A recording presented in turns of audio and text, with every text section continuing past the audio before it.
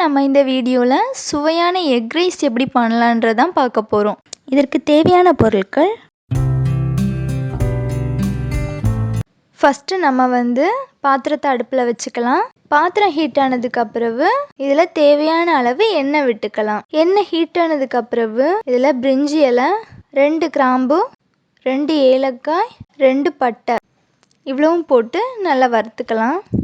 இது வறுத்ததுக்கு அப்புறம் நம்ம பொடிசா கட் பண்ணி வச்சிருக்கிற பெரிய வெங்காயத்தை இது கூடவே ஆட் பண்ணி நல்லா வதக்கி விட்டுக்கலாம். பெரிய வெங்காயம் வதங்கினதுக்கு அப்புறம் 3 பச்சை மிளகாவை நீட்டமாக கட் பண்ணி வச்சிருக்கிறேன், அதையும் போட்டுடலாம். கூடவே 1 டீஸ்பூன் இஞ்சி பூண்டு பேஸ்ட்டும் ஆட் பண்ணிடலாம். ஆட் பண்ணி நல்லா வதக்கி விட்டுக்கோங்க, அந்த பச்சை ஸ்மெல் போகிறது வரைக்கும்.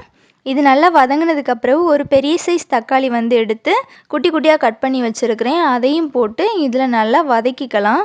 கூடவே கொஞ்சம் உப்பு ஆட் பண்ணிக்கோங்க. உப்பையும் சேர்த்து நல்லா வதக்கிக்கோங்க.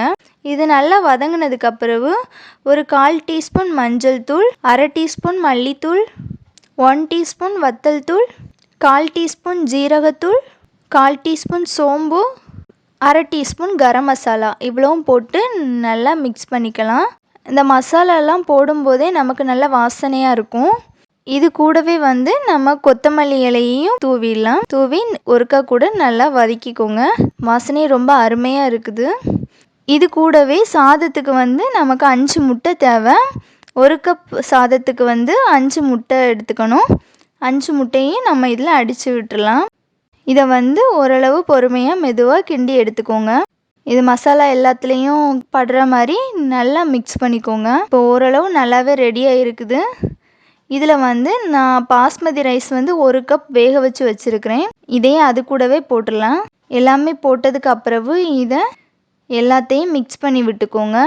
இந்த முட்டை எல்லா இடத்துலையும் படுற மாதிரி இந்த மசாலா எல்லாமே ஒன்று சேரணும். அந்த மாதிரி எல்லாத்துலேயும் நீங்கள் கிளறி விட்டுக்கோங்க. ஃபுல்லாகவே நீங்கள் நல்லா மிக்ஸ் பண்ணிக்கோங்க. இந்த மாதிரி மிக்ஸ் பண்ணிக்கோங்க. இப்போ நல்லாவே ரெடி ஆகிடுச்சுது நமக்கு.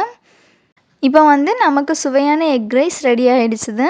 இது ரொம்பவே டேஸ்ட்டாக இருக்கும். இதை நீங்களும் வீட்டில் ட்ரை பண்ணி பாருங்கள். இது எல்லாருக்குமே ரொம்ப பிடிக்கும். இது போன்ற வீடியோஸுக்கு நம்ம சேனலை சப்ஸ்கிரைப் பண்ணுங்கள்.